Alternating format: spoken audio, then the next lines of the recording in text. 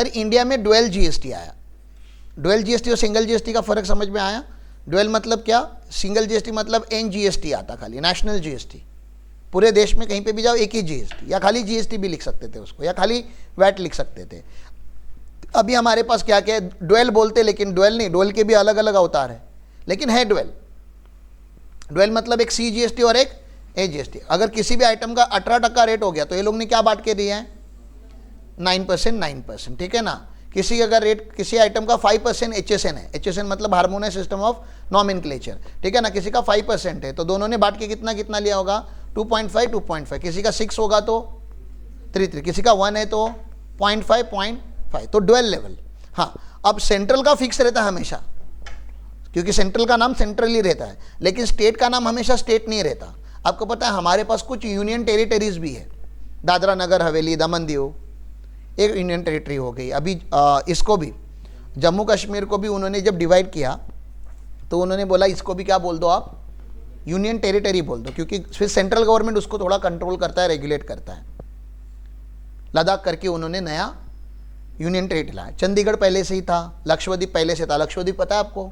बहुत दूर है, मैंने देखा मैप पे, ठीक है ना, बहुत दूर का आइलैंड है, लेकिन मॉरिशस जैसा बनाने का, या वो क्या अपना मालदीव जैसा बनाने का वो गवर्नमेंट ट्राई कर रहा है। मोदी अंकल बीच में वहाँ पे नहीं गए थे, और फिर मालदीव्स के सारे लोगों ने बुकिंग कैंसिल करके लक्षद्वीप का बुक करना चालू किया। है हमारे पास, है हमारे पास भी आइलैंड है, आजू बाजू में कुछ नहीं, ओशन ही ओशन है। जाओ, आइलैंड पे रहने की बात करना है तो मालदीव्स जाने की क्या जरूरत है? यहाँ पे जाओ, मालदीव्स भी जाओ, लेकिन पहले अपना तो देख लो। जो भी फॉरेन कंट्री को घूमने जाते, मेरे उनकी एक ही रिक्वेस्ट है, पहले इंडिया खत्म करो ना। मैं अगेंस्ट नहीं है फॉरेन टूर्स के, आगे पहले इंडिया तो खत्म करो, पहले इंडिया की तो ब्यूटी देखो। नॉर्थ ईस्ट तो देखो हमारा कितना ब्यूटीफुल है, हिमालय देखो, हिमालय के अलग अलग रेंजेस है, देखो तो सही। आपने अभी तक लद्दाख नहीं देखा और आपको जाना है वहाँ पे, मतलब Australia, Spain and Europe, Eiffel tower देखने के लिए, क्या जरूरत है? तो सीजीएसटी, एचजीएसटी होता है, और यूनियन टेरिटरी में क्या होता है? यूटीजीएसटी। ये तो 3 समझ में आए।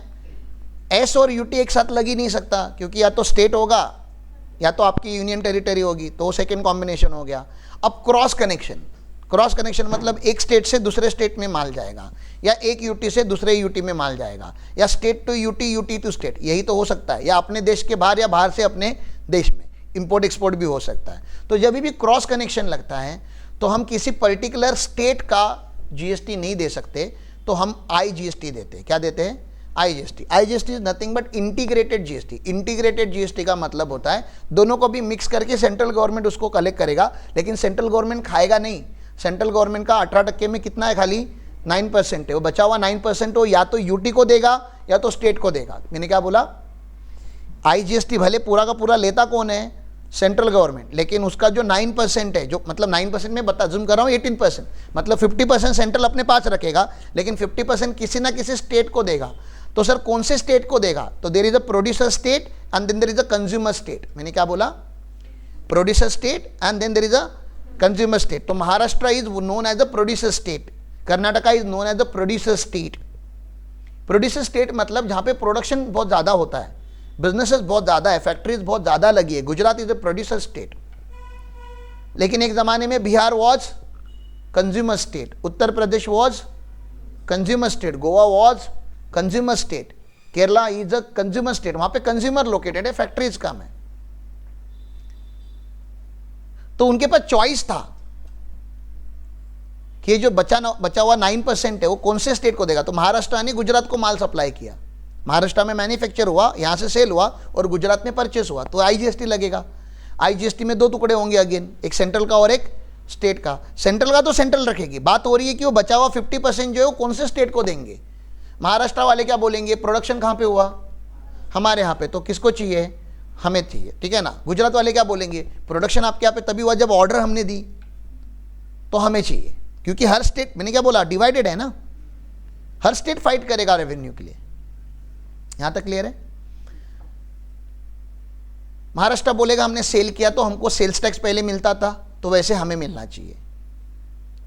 गुजरात बोलेगा नहीं जी, हम अगर पैसे आपको देते नहीं, परचेस करते तो आपका सेल होता ही नहीं, तो हमें मिलना चाहिए। तो दोनों झगड़े करते, प्रोड्यूसर हमारा, वो बोलते थे कंज्यूमर हमारा, ये बोलते थे हमने पैसे रिसीव किए, वो बोलते थे हमने पैसे पे किए। तो गवर्नमेंट को एक बार फाइनलाइज करना था कि किसको मिलेगा, स्टेट लेवल पे किसको मिलेगा पैसा। तो स्टेट लेवल पे उन्होंने बोला, क्योंकि GST is a consumption based tax. कौन सा टैक्स है ये? कौन भरता है टैक्स? कंज्यूमर। जिस स्टेट का, उस स्टेट को पैसे मिलेंगे। वो मिलने के तरीके हैं, उसका भी मैंने लेक्चर रिकॉर्ड किया है, वो भी आपको मिलेगा। बट अल्टीमेटली मुझे क्लैरिटी आपको ये देनी थी कि GST is a destination based tax and GST is a consumption. अब डेस्टिनेशन बेस्ड समझाता है, कंजम्पशन बेस्ड समझ में आया आपको क्या है? जिस स्टेट का कंज्यूमर, उस स्टेट में आपको जीएसटी देना है। सर स्टेट तो तभी करोगे ना जब लैंड पे कंजम्पशन होगा। सर ये वाटर पे कंजम्पशन होगा तो वाटर कौन से स्टेट का? कंफ्यूजन है कि नहीं? तो ये सवाल पूछना चाहिए आपको, ऐसा मरे हुए के जैसे मत बैठो। लैंड पे तो क्लियर है बाउंड्रीज कि ये लैंड महाराष्ट्र का, वो लैंड आप गूगल मैप भी ओपन करोगे, इसे dot dot dot dot dot dot line आता है। आप तो बॉर्डर एरिया पे रहते हो, आपको तो पता ही है। बाउंड्रीज क्लियर है हमारी, लैंड पे क्लियर है। स्काई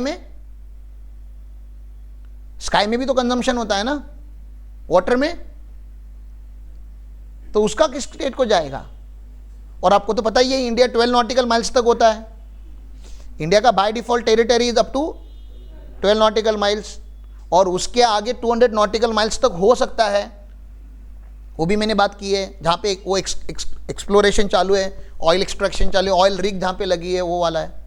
200 नॉटिकल माइल के बाद हाई सी होता है, उस पर हमारा कोई कंट्रोल नहीं है, हमारा कोई टैक्स नहीं मिलता उसके ऊपर। तो पानी में कंजम्पशन होगा तो कौन देगा? तो वो लोग बोलते हैं जो मोस्ट नियरेस्ट पोर्ट है वो देखने का। ज्योग्राफिकली उसका भी देखा जाएगा ना, कि वो गुजरात के पोर्ट के नियर खड़ा है वेसल, या मुंबई के पोर्ट के नियर खड़ा है। मुंबई के पोर्ट के यहाँ पे खड़ा रहेगा तो नियरेस्ट। आपके लिए क्या बता रहा हूँ, नियरेस्ट पोर्ट देख सकते हो ना आप। तो नियरेस्ट पोर्ट जहाँ पे है उस स्टेट को क्या मिलेगा? जीएसटी मिलेगा। समझ में आ रहा है आपको?